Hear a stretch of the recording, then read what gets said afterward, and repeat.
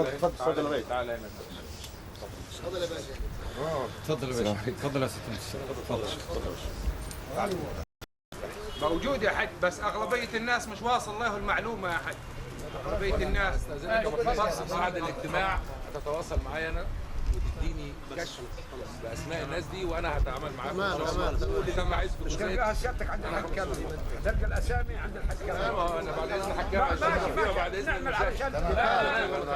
لا ماشي كل ده انا زي ما اتكلمت مع سعادتك ان احنا عاوزين نعمل الكلام ده نصيغه بصياغه محترمه وصياغه مظبوطه عشان القيادات تبقى واصلها كل حاجه حقيقيه.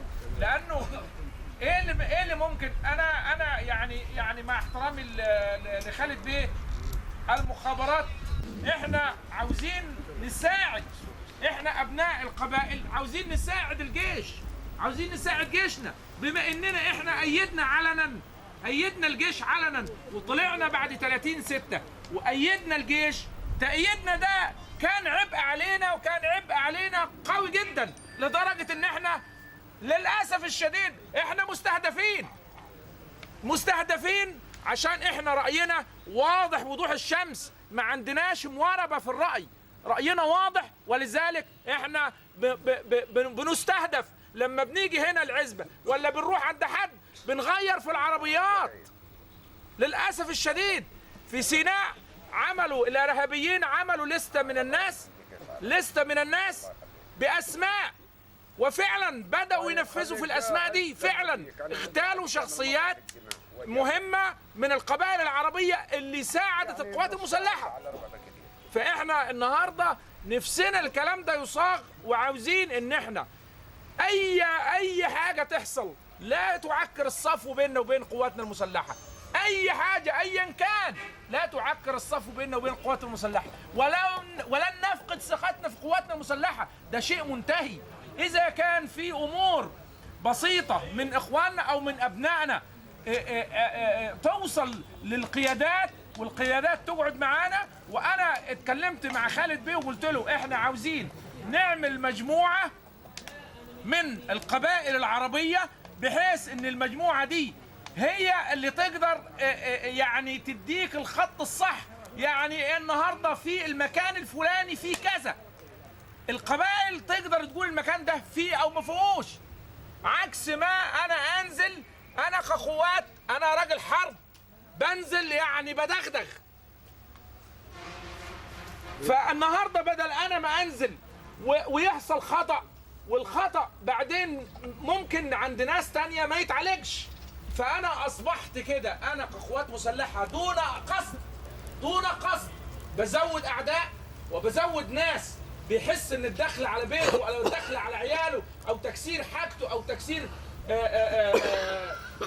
أساسه دي بيعتبرها طار. فأنا كده بزود الإرهاب، بضيف على الإرهاب إرهاب بدون قصد. بالتالي احنا لازم نخلي عندنا الناس اللي يبقوا اللي يزور رأي هم اللي ناخد برأيهم في الأمور اللي زي دي. المناطق اللي موجودة على إسماعيلية الشرقية نقول تعالوا يا جماعة فلان الفلاني قاعد في المكان الفلاني، انت والله حدودك ديت، هل انت تقدر لو في اي جديد او اي غريب بيظهر في المنطقة الكل بيعرفه، يبقى بالتالي يقدر يبقى في حلقة وصل مباشرة، ألوه في كذا كذا في المنطقة الفلانية كذا، شاهدنا سيارة كذا كذا كذا، شاهدنا ناس كذا كذا. يبقى إذن في تنسيق بين أبناء القبائل، وهم أقدر على إنه يقوموا بالمهمة دي، وهم أبناء القبائل جميعا مستعدين إن هم يكونوا تحت أمر وتحت قيادة قواتهم المسلحة. احنا في اي لحظة يصدر امر من القائد العام للقوات المسلحة انه كله يلبس البدلة الافرول، كله هيلبس الافرول حتى اللي عنده 50 سنة لو صدر قرار. فاذا يا اخوانا احنا ناس لازم نبقى مكملين لبعض، لازم نبقى ناس مكملين لبعض، هو ده الاساس في الموضوع. يعني لازم يكون احنا كلنا يعني انا بناقش خالد بيه والبهوات انه يا خالد بيه لازم توصلوا الصوره، مع احترامي للناس اللي بيتعمل معاهم اجتماعات، الناس اللي بيسووا معاكم اجتماعات وبيقعدوا اجتماعات، هؤلاء الناس لا يمثلوا القبائل ولا واحد فيهم يمثل نفسه شخصيا. انا بقولها لان الناس دي تحب الاجتماعات، تحب القعدات، لكن على الطبيعه على الواقع ما تلقاهوش له اي تاثير. خدت بالك ساعتك؟ شغل على الارض مفيش. احنا بنتكلم من خلال ناس من كبار القبائل، كل واحد يقول وينفذ.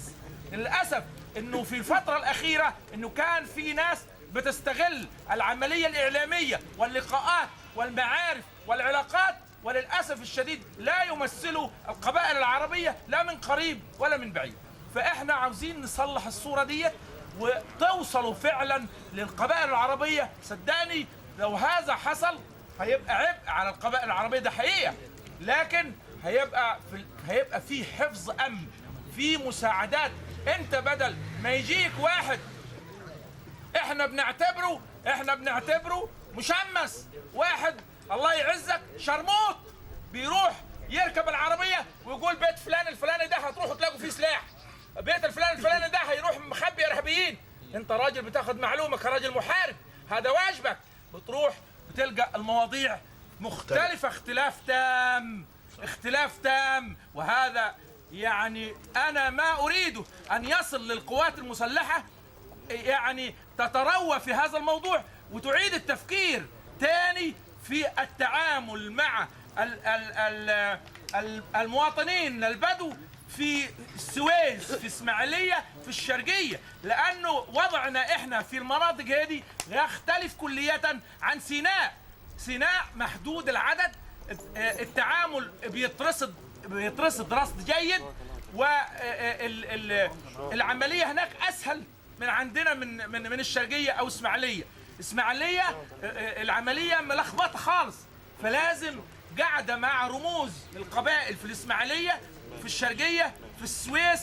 الناس دي يا خالد بيه لازم يتقعد معاها قاعده ويترتب لقاعده فيها مكاشفه، قاعده فيها الوضع يبقى واضح للجميع عشان نقدر نوفر عمليه الامن ونساعد القوات المسلحه، وفي نفس الوقت تبقى القوات المسلحه في نظر كل الناس القوات المسلحه هي الصوره بتاعتها الجميله اللي عمرها ان شاء الله ما هتنهز.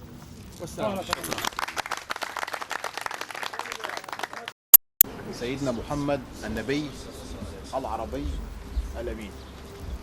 بداية اسمحوا لي أن أتوجه بالشكر والتقدير للحاج كامل مطر وعلى سعة صدره، بسمة من السمات اللي ربنا سبحانه وتعالى يخلقها في الإنسان، إنه يكون عنده سعة الصدر. وهكمل الحديث اللي قاله الزميل رسولنا الكريم عليه الصلاة والسلام: اتخذوا من مصر جندا كثيفا فانهم خير اجناد الارض. قالوا لما يا رسول الله؟ لانهم واهليهم في رباط الى يوم القيامه. رباط اهليهم عايده حضرتهم.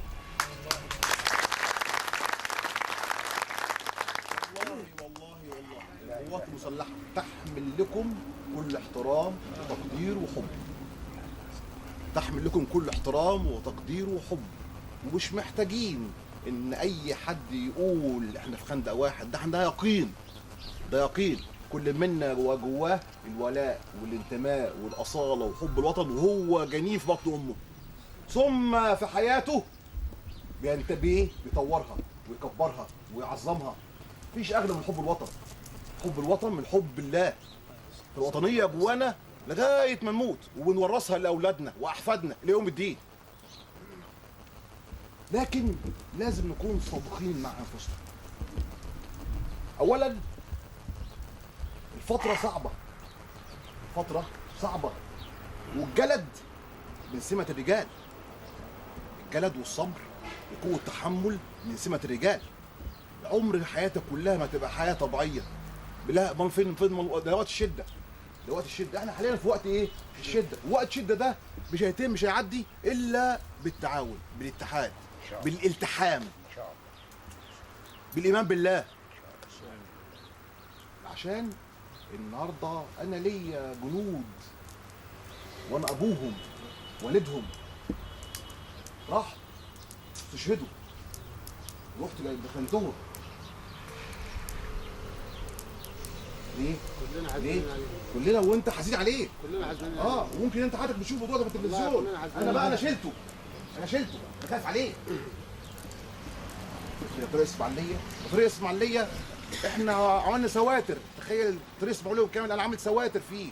كل الطرق المباني اللي على الطريق اللي هي فاضيه اللي مهجوره شلتها. ليه؟ عشان اقلل حجم الايه؟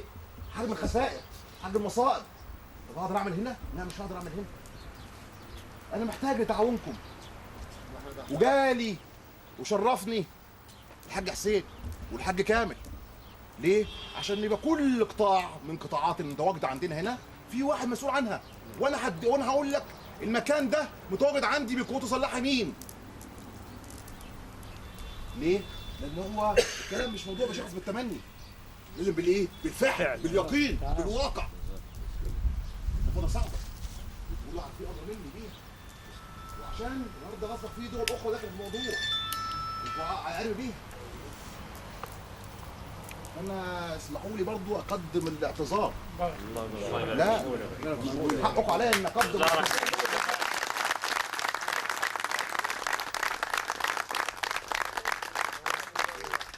ويمين الله ويمين الله هذا خطأ غير مقصود بالمره. ده انتوا وبعدين ابقى سعيد في منتهى السعاده لو شرفوني. يعني ما حدش فيكم يعدي من وادي الملاك وما هوش يخش لعبه خالد.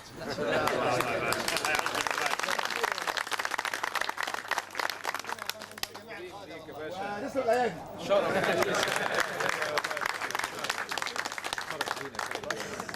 لينا. كل سنه وانتم طيبين، كل سنه وانتم طيبين، كل سنه وانتم طيبين. السلام عليكم. أشرف المرسلين سيدنا محمد صلى الله عليه وسلم. احنا بنشكر ضيوفنا على تشريفهم لنا اليوم، وعلى رأسهم سيادة العميد خالد والقوات المرافقين. احنا بعد الخطأ اللي حصل البارحة يعني تأثرنا تأثر كبير جدا. احنا كأبناء البدو وأبناء القبائل العربية، وليس في شخص كامل مطر، ولكن كامل مطر ابن من أبناء القبائل العربية. لكن ما أسلم صدورنا ومسح الخطأ اتصال القيادات المحترمة نهار أمس، اتصالهم بي واعتذارهم لي على التليفون، وتصميم القيادات للسيد العميد خالد بالحضور إلينا وتشريف لنا هو ورفاقه الكرام ليوطد ويوثق اللحمة بين القبائل العربية والقوات المسلحة.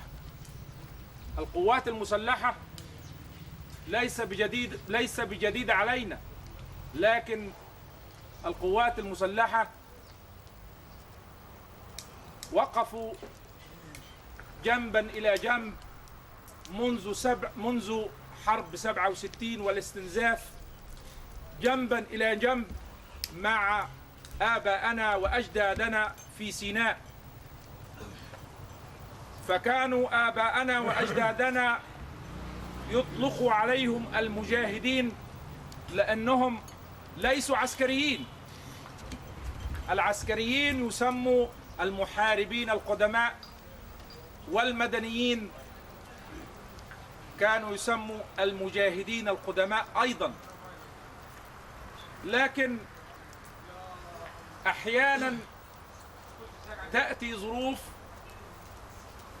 قد تكون خارجة عن النطاق، لكنها بتقرب القلوب وبتوحد الكلمة. ونحن اليوم شعورنا شعرنا أن كان لم يكن شيء، وتشريفكم لنا اليوم ما هو إلا دليل على أن القوات المسلحة قوات عظيمة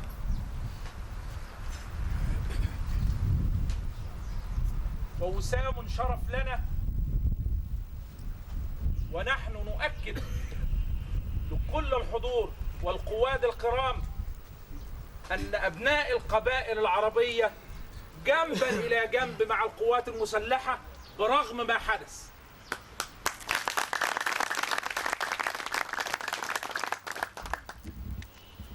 وأؤكد أيضا أننا كلنا جنود في القوات المسلحة، كلنا جنود في القوات المسلحة،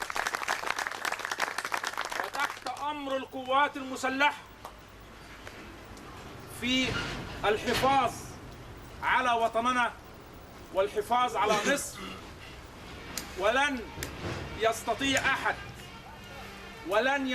أحد أن يفرق أو يخترق اللحمة التي عملتها القوات المسلحة مع أجدادنا وآبائنا منذ القدم.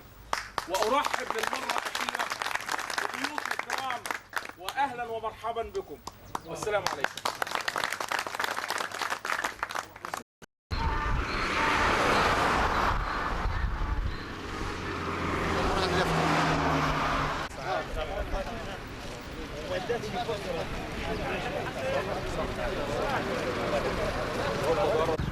خلاص انا عم الحاج بس ثواني عم الحاج ثواني مش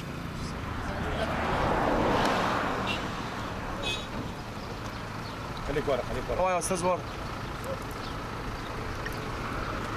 نقطة بيضاء. جيب اليافطه ورا معاك. جبت ايوه وعيش ركب عليه